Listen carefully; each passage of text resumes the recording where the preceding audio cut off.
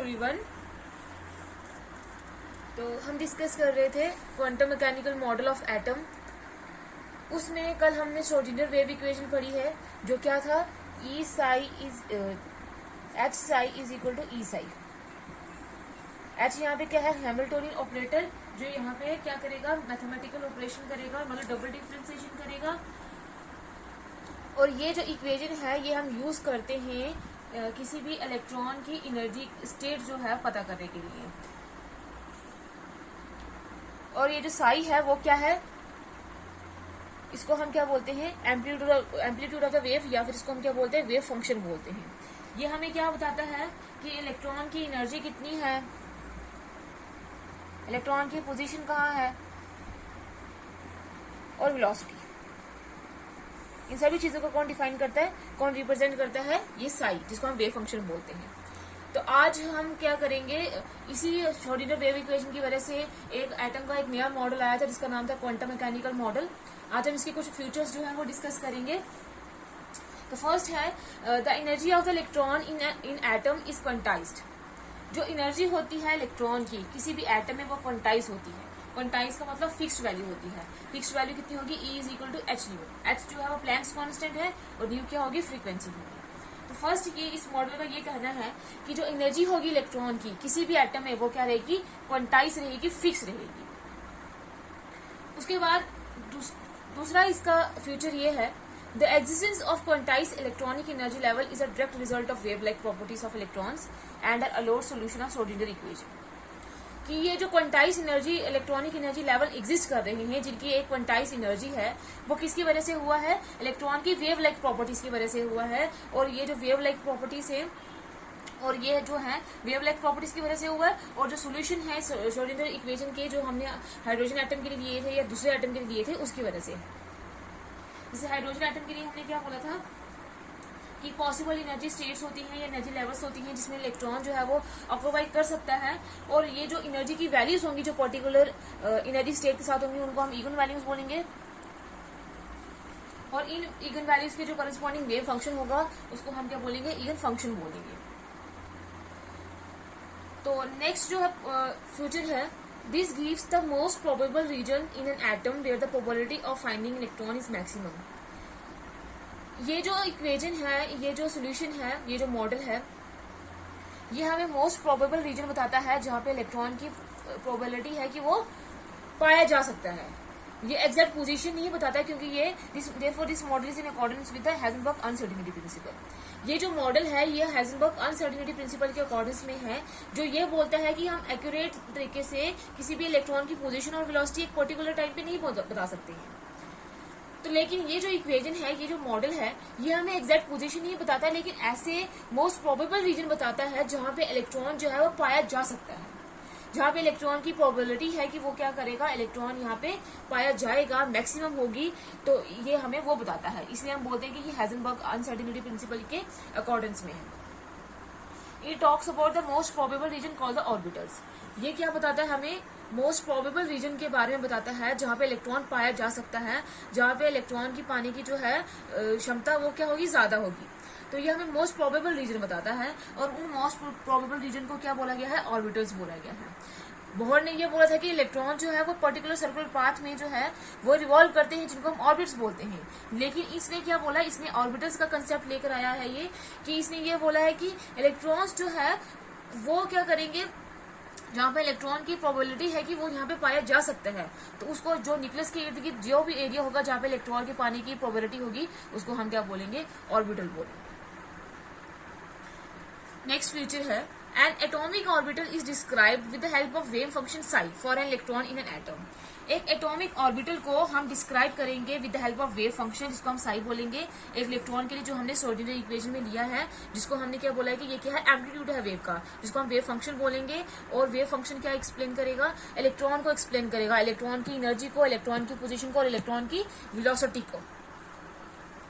Whenever an electron is described by wave function, we can see that electron occupies the orbitals।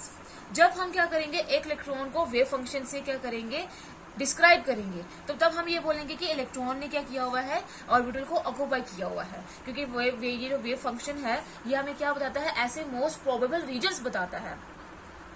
जहाँ पे जो electron है वो occupy हो सकता है, इलेक्ट्रॉन जो है पाया जा सकता है। और ये इलेक्ट्रॉन की एनर्जी भी बताता है, इलेक्ट्रॉन की पोजीशन तो बता दी इसने, मोस्ट प्रोबेबल रीजन बताता है, और इलेक्ट्रॉन की क्या बताता है, वेलोसिटी बताता है। Since many wave functions are possible for an electron, there are many atomic orbitals in an atom. अब ये हम बोल सकते हैं कि एक इलेक्ट्रॉन के लिए बहुत सारे वेव फंक्शन जो है वो पॉसिबल हैं। वेव फंक्शन क्या है, एम्पलीट्यूड है, तो एक जो अगर हम वेव बनाएंगे, जैसे ये हमने बनाई है, तो इसके लिए क्या होगा, अगर हम देखा जाए तो इसके लिए बहुत सारी जो एम्पलीट्यूड है वो क्या होंगे, पॉसिबल होंगे। इलेक्ट्रॉन को हमने क्या बोला कि वो उसकी वेव लाइक प्रॉपर्टीज है, तो उसका मतलब ये है कि बहुत सारे वेव फंक्शन जो हैं वो पॉसिबल होंगे इलेक्ट्रॉन के। There are many atomic orbitals in an atom. अगर वेव फंक्शन जो है वो किसको डिस्क्राइब कर रहा है, एटॉमिक ऑर्बिटल्स को डिस्क्राइब कर रहा है, तो अगर वेव फंक्शन बहुत ज्यादा पॉसिबल होंगे तो एक एटम के लिए एटॉमिक ऑर्बिटल्स भी क्या होंगे, बहुत ज्यादा क्या होंगे, पॉसिबल होंगे। In each orbital electron has definite energy. और जितने एटॉमिक ऑर्बिटल पॉसिबल होंगे एक इलेक्ट्रॉन के लिए, एक एटम के लिए, और हर एक जो ऑर्बिटल होगी उस जहां पे इलेक्ट्रॉन होगा उसकी क्या होगी, डेफिनेट एनर्जी होगी, क्योंकि हमने फर्स्ट फीचर में यही बोला है कि जो एनर्जी है एटम की वो क्या है, क्वांटाइज्ड है। तो इसका मतलब ये है कि जितने ज्यादा वेव फंक्शन पॉसिबल होंगे उतने ज्यादा एटॉमिक ऑर्बिटल्स होंगे, और हर एक एटॉमिक ऑर्बिटल में जो इलेक्ट्रॉन होगा उसकी क्या होगी, डेफिनेट और फिक्स एनर्जी होगी। This all information is provided by the orbital wave function psi. अब जितनी भी ये इन्फॉर्मेशन है ये कौन प्रोवाइड कर रहा है, वेव फंक्शन psi। और ये इन्फॉर्मेशन जो है वो ऑर्बिटल्स के बारे में जो हमें बता रहा है, तो इसलिए हम इसको क्या बोल सकते हैं, ऑर्बिटल वेव फंक्शन भी बोल सकते हैं, जो क्या है, psi। उसके बाद नेक्स्ट है the probability of finding electron at a point with any atom is proportional to the square of wave function. कि प्रोबेबिलिटी जो फाइंडिंग एक पर्टिकुलर पॉइंट में अगर हमें इलेक्ट्रॉन की प्रोबेबिलिटी फाइंड करनी है कि इलेक्ट्रॉन यहाँ पे पाया जा सकता है किसी भी एटम में, तो वो किसके डायरेक्टली प्रोपोर्शन होगी, वेव फंक्शन के स्केयर के प्रोपोर्शन होगी। इसको हम ये लाइन है ये हमें क्या बता रहा है, ये इसको मॉडुलस बोलते हैं, modulus of wave function, modulus of size square. Size यहाँ पे क्या है, एम्पलीट्यूड है, वेव फंक्शन है। और ये जो साइज स्केयर है ये हमें क्या बताएगा, मोस्ट प्रोबेबिलिटी बताएगा कि जहाँ पे एक पर्टिकुलर पॉइंट में इलेक्ट्रॉन जो है पाया जा सकता है। तो इसका मतलब इसको हम क्या बोलते हैं, इसको ऑल्सो हम प्रोबेबिलिटी डेंसिटी भी बोल सकते हैं। साइज स्केयर को हम क्या बोलते हैं, प्रोबेबिलिटी डेंसिटी, क्योंकि ये क्या करता है, हमें उस पर्टिकुलर पॉइंट का बताता है जहाँ पे इलेक्ट्रॉन जो है वो पाया जा सकता है, और ये हमेशा क्या होता है, पॉजिटिव होता है।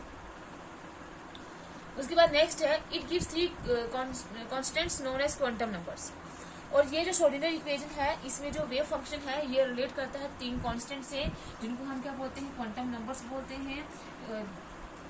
जैसे हमने कल भी बोला था कि जो वेव फंक्शंस होते हैं और उनकी जो करस्पॉन्डिंग एनर्जी स्टेट्स होती हैं उनको 3 सेट ऑफ क्वांटम नंबर्स जो है वो स्पेसिफाई करते हैं। वो कौन से थे, principal quantum numbers, azimuthal quantum number और मैग्नेटिक क्वांटम नंबर। एक और क्वांटम नंबर है स्पिन क्वांटम नंबर, जो बाद में डिस्कवर हुआ है। तो ये हमें 3 कॉन्स्टेंट देता है जिनको हम क्वांटम नंबर्स बोलते हैं, जिसकी वजह से इस मॉडल का नाम ही क्या पड़ा है, क्वांटम मैकेनिकल मॉडल, जो एक इलेक्ट्रॉन की एनर्जी और पोजीशन को स्पेसिफाई करने के लिए एक एटम में क्या है, जरूरी है। मतलब ये है कि इस मॉडल से हमें 3 क्वांटम नंबर्स मिलते हैं जो जरूरी हैं कि हम क्या करेंगे, एक एटम में एक इलेक्ट्रॉन की एनर्जी और पोजीशन को स्पेसिफाई करने के लिए क्या है, वो जरूरी है। तो ये थे important features quantum mechanical model के। क्वांटम मैकेनिकल मॉडल क्या बोलता है कि एनर्जी जो इलेक्ट्रॉन की होती है एक एटम में वो क्वांटाइज होती है, वो फिक्स्ड होती है। और क्या करते हैं, कुछ सर्टेन इलेक्ट्रॉनिक एनर्जी जो है, क्वांटाइज इलेक्ट्रॉनिक एनर्जी जो है वो एग्जिस्ट करते हैं, जो किसकी वजह से होते हैं, जो इलेक्ट्रॉन की वेव लाइक प्रॉपर्टीज है उनकी वजह से होते हैं। और ये हमें मोस्ट प्रोबेबल रीजन बताता है जहाँ पे इलेक्ट्रॉन की पाने की जो है प्रोबेबिलिटी वो मैक्सिमम होती है।